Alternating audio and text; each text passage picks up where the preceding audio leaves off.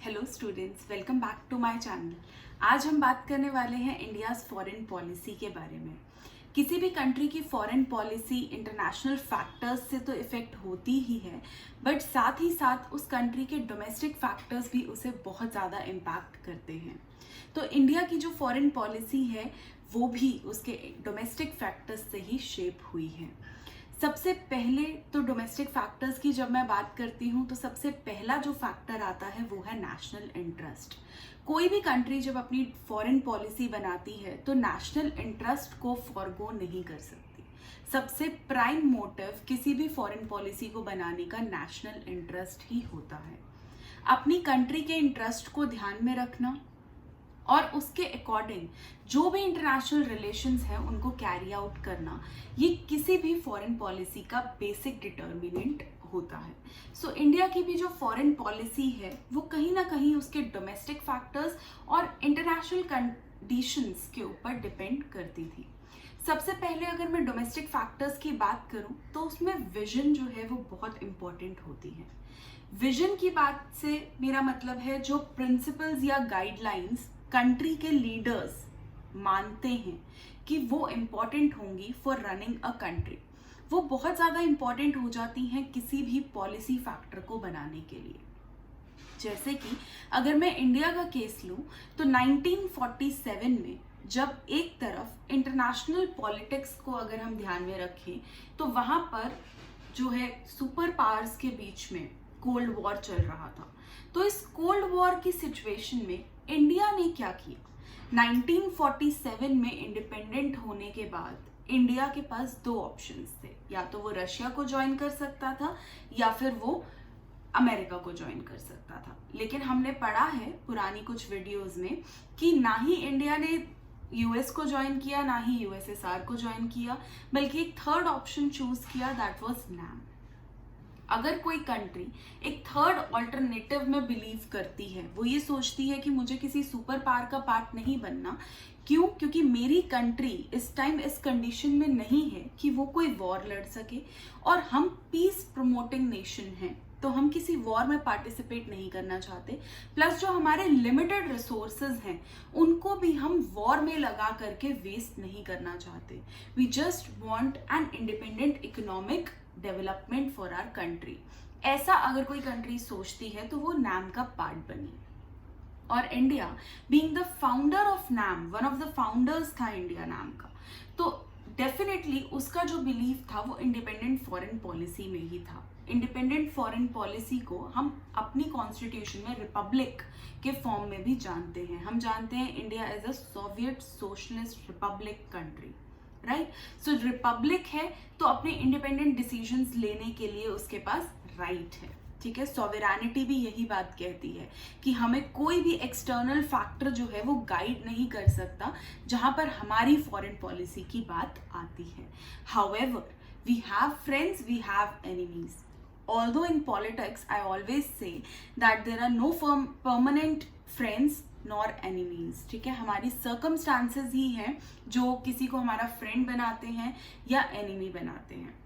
जैसे अगर हम इंडो यूएस रिलेशंस को देखें तो जब रशिया के साथ हमने ट्रीटी ऑफ फ्रेंडशिप साइन की थी 1971 में, तब इंडो यूएस रिलेशनशिप्स बहुत खराब हो चुके थे, on the verge of decline थे। बट अगर हम आज यूएस के साथ अपने रिलेशंस को देखें तो we are very good friends. So नहीं कहा जा सकता कि कोई भी परमानेंटली पॉलिटिक्स में फ्रेंड रहेगा या एनिमी रहेगा, it just depends upon the condition.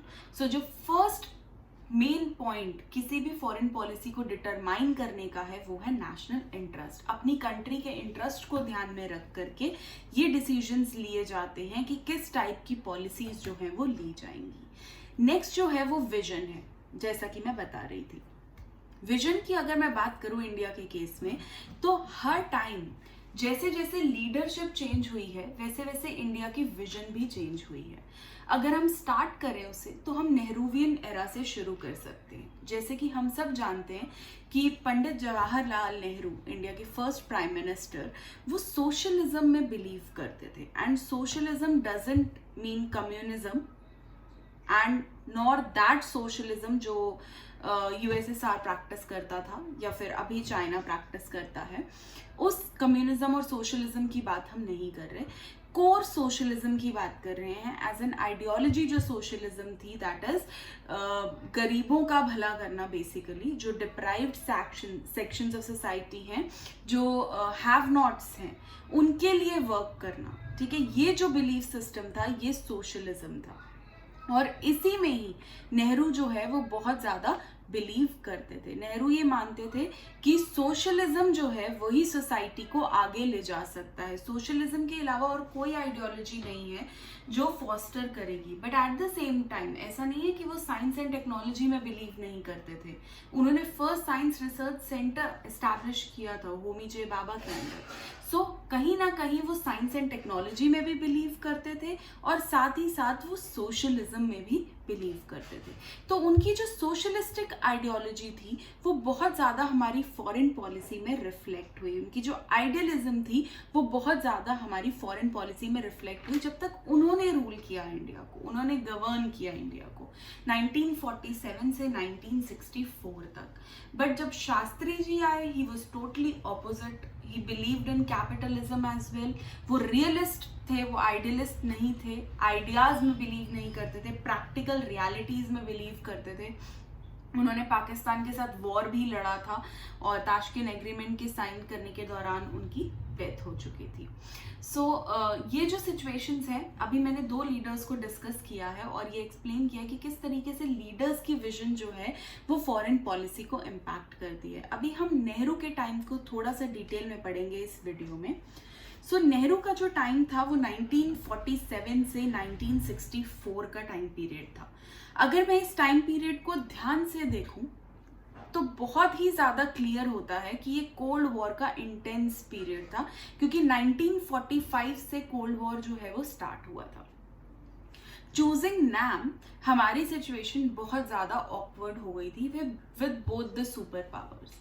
जहाँ पर यूएस हमें अंडरस्टैंड नहीं करता था, वहाँ रशिया एज अ फ्रेंड हमें सपोर्ट करता था, हमारे नाम को भी सपोर्ट करता था। उसने हमारे बहुत सारे इश्यूज में हमें सपोर्ट किया, जैसे कि पाकिस्तान के साथ कश्मीर इशू हो गया, एनर्जी रिसोर्सेज वाला इशू हो गया, हमें बहुत सारे वेपन्स भी प्रोवाइड किए। अभी रिसेंटली भी एक टेक्नोलॉजिकल वेपन हमारे पास आया है फ्रॉम रशिया। आई होप आप समझ गए होंगे मैं किसकी बात कर रही हूँ। सो हमें बहुत अच्छे रिलेशंस जो है वो रशिया के साथ मिले थे। जब वो यूएसएसआर था तब भी we were friends of all times.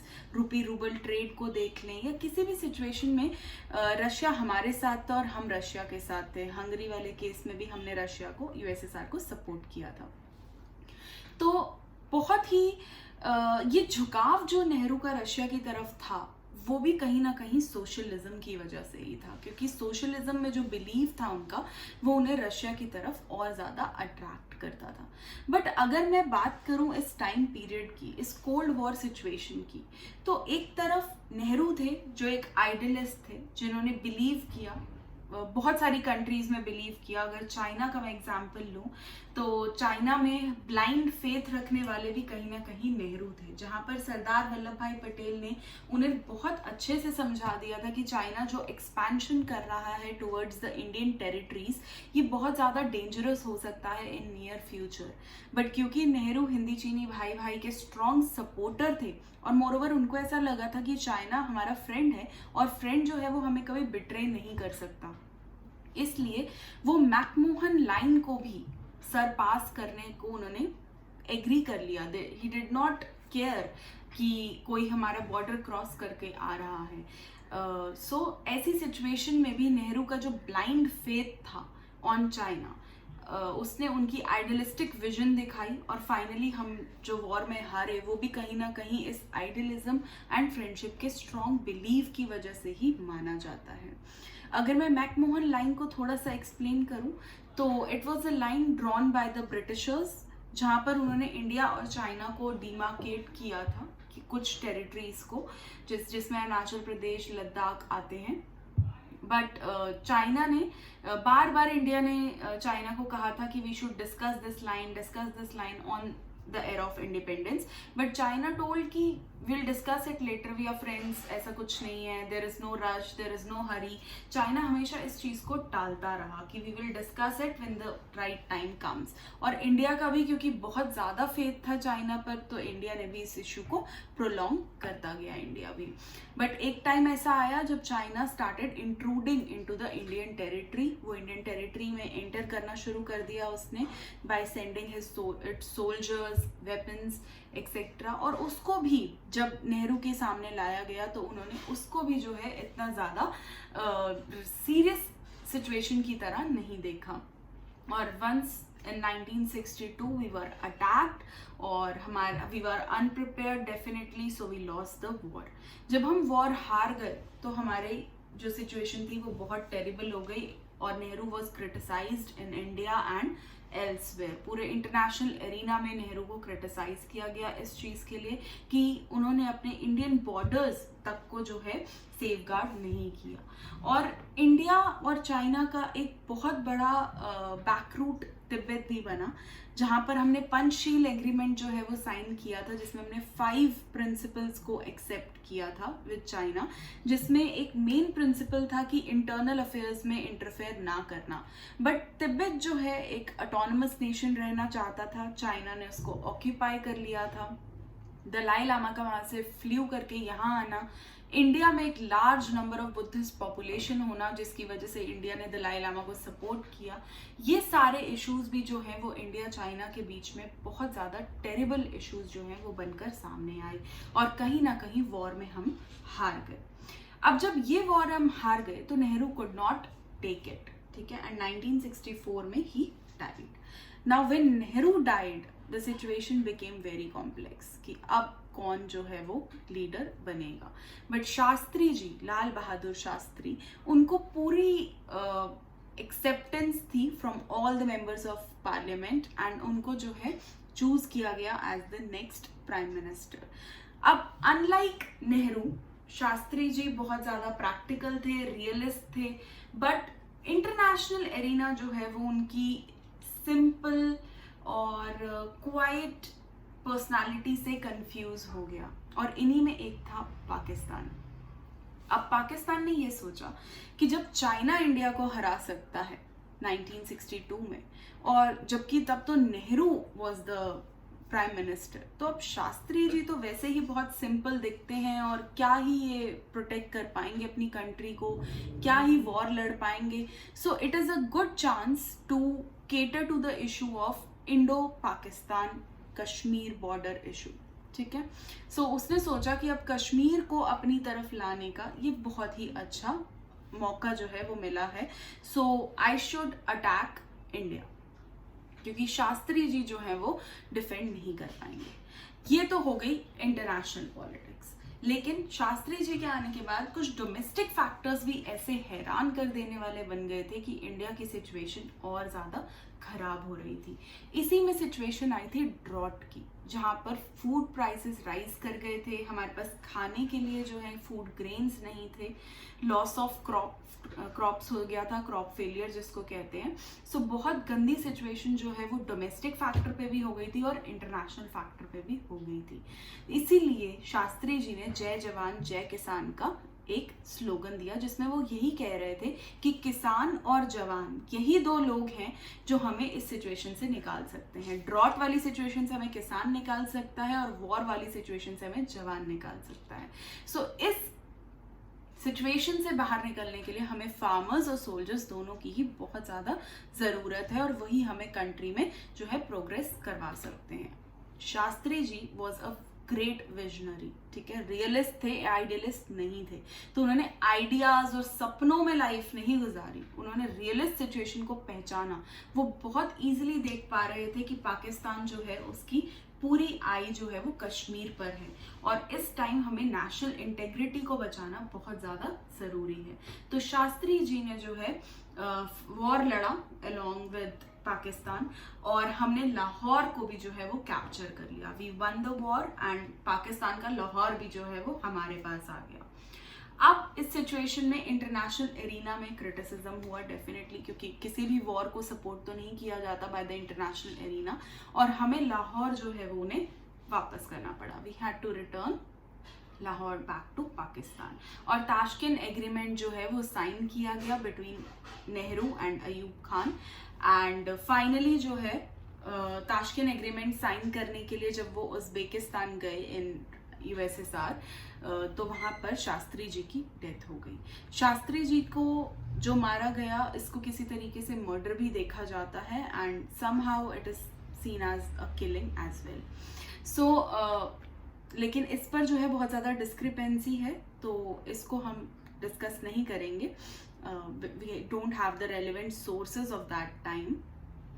सो लेकिन शास्त्री जी की डेथ के बाद जो इंडिया की कंडीशन है वो और भी खराब हो गई थी, क्योंकि दो लीडर्स एकदम से उनकी 1-on-1 डेथ हो गई थी, और शास्त्री जी की तो सिर्फ 2 years में ही डेथ हो गई थी, 1966 में ही।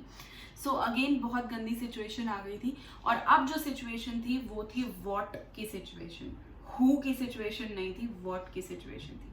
क्योंकि अब हमें पता ही नहीं था अब ये इंडियन डेमोक्रेसी कैसे सरवाइव करेगी, क्योंकि एक तरफ हम वॉर लड़ चुके थे, एक तरफ हमारा ड्रॉट की सिचुएशन चल रही थी, प्राइस राइज था, इन्फ्लेशन था, सब तरफ कंपटीशन था। समझ ही नहीं आ रहा था कि ये सिचुएशन जो है ये किस तरीके से आगे बढ़ाई जाएगी। तो यहाँ पर हम 1966 पे इंडिया की फॉरेन पॉलिसी को ख़त्म करते हैं। नेक्स्ट इंदिरा एरा जो है वो मैं नेक्स्ट वीडियो में स्टार्ट करूँगी। Till then, if you like the video, please like, share and subscribe. Thank you.